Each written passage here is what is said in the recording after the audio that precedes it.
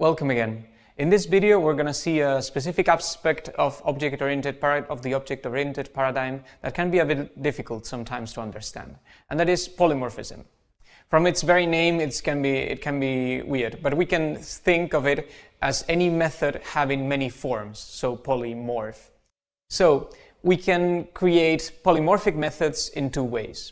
First, we can create multiple classes that inherit from each other, so subclasses and subclasses that have the same method twice. And the different methods will be invoked depending on the situation. And the second one is the one shown here, in which we have the same name for a method, so for example print color, and different number or type of parameters.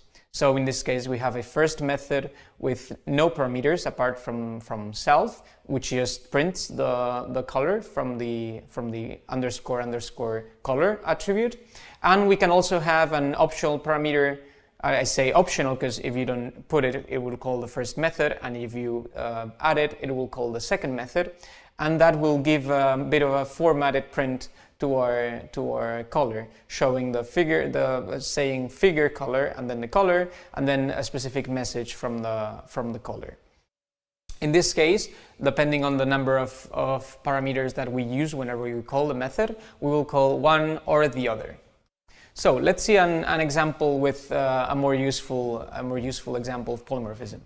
Imagine the figure class in which we want all figures to have a specific area and perimeter. We're thinking here of 2D figures in a plane.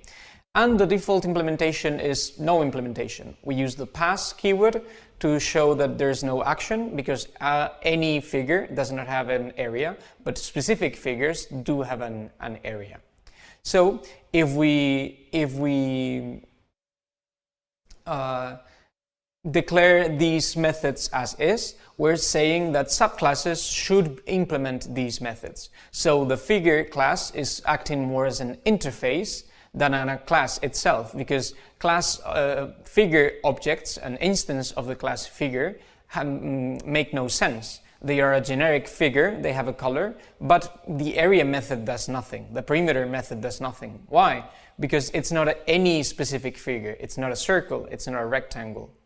And any subclasses that implement that inherent from figure will have to implement these two methods to compute the area and perimeter of this specific shape that they represent. So let's see an example with a circle subclass.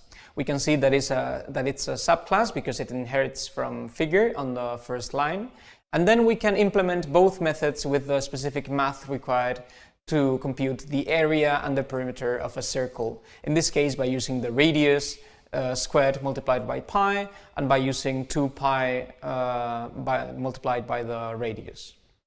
In the same way, we can also do this with the rectangle. In this case, the area and the perimeter will follow a different formula. And in every class you implement that extends from figure, we can implement these two methods such that any figure has an area and perimeter implemented by the specific class that we want. Let's see an example of how we can use these methods. If we declare a circle and a rectangle and store it in two variables called myCircle and myRectangle, we can call the area and perimeter methods, and this will get us the values of the area and perimeter. We can see that the circle with radius 5 has an area of 78 and a perimeter of 31, and the rectangle with sizes 10 and 5 has an area of 50 and a perimeter of 30 units. If we want to just partially override methods instead of just replacing the full behavior, we can always use the super keyword. Recall that we used the super keyword when initializing the attributes of the constructor in the subclasses circle and rectangle. In this case, for example, we can have figure print the figure color and only that when we want to convert it to a string. So we override the str double underscore method on the figure class, and that method will print figure color and the specific color of that figure. But for example, for circles, we wanted to print a more complex syntax, so we print first the super string method, and that will call the method in the middle and print figure color. Then we use a new line and we print the figure radius by accessing our attribute double underscore radius. If we now run this code, we can create a new circle object and then convert it to string and print it, and we can see that both lines are printed, one from the superclass and another one from the circle class. If we are also allowed to inherit from multiple classes at the same time. So this can be a difficult but very useful feature, which is that if you want to make a mix of two classes, you can say that it inherits from both at the same time. There's a bit of a problematic issue here, which is that if both classes have the same methods declared, or if both classes extend or inherit from the same original class, we can have clashes between the implementations of the methods. And Python resolves these issues by using the leftmost parent class as the one that takes precedence in case of a conflict.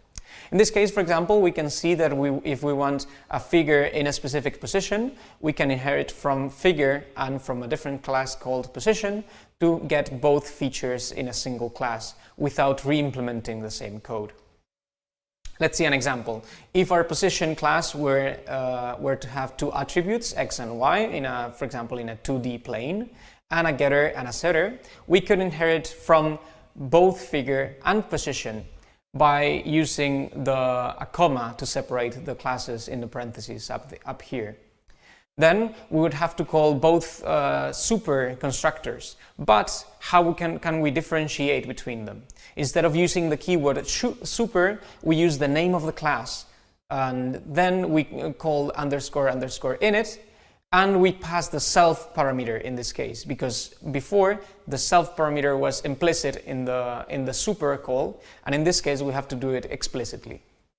And we can execute this code in which we pass blue and x equals to 1 and y equals to 2, and we can both get the position that our figure is in and the color. And of course we could have our rectangle and circle inherit from this new positioned figure to give them both a color and a position in the XY plane by default. Remember, always use the name of the class and the self parameter when you're using multiple inheritance to let Python know which class's constructor you are using between position and figure. And this is all. I'll hope to see you in the next video.